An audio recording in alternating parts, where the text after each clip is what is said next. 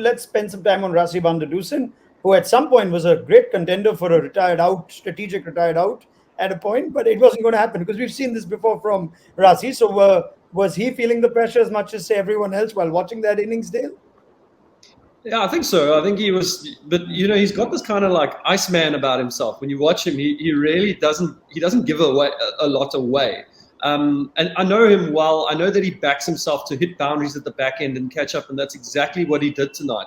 But maybe somewhere in his game that he can start to get better, where Miller's done really well, where other batters in other teams have done really well, is that they do take their time, but calculatedly they do take a risk to get a boundary, so they stay ahead with their strike rate. They're striking at 120, 130 the whole time.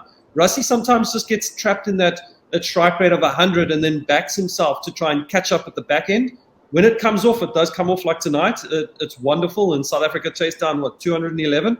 If it doesn't, he kind of puts the other guys coming in after him, a Tristan Stubbs who's on debut under pressure, and all these other guys. So, but a batting of two halves tonight. One where he looked like he struggled to skip boundaries, and then India just kind of bowled into his strength. They bowled straight at the stumps. His strength is the leg side, and he was able to capitalize on that and catch up very quickly. Wasim, do you look at that innings and say it's come off, or has he just got incredibly lucky that David Miller's played that sort of innings at the other end? I think David Miller played that innings probably helped him. Had David Miller got out, or maybe not have strike the ball like that, then you could have seen few other risky shots from Rassie. But I think if somebody goes on like that because they had 10 overs in hand, and somebody goes with that kind of strike rate, just helps you. And then obviously you need one or two good overs to just come off.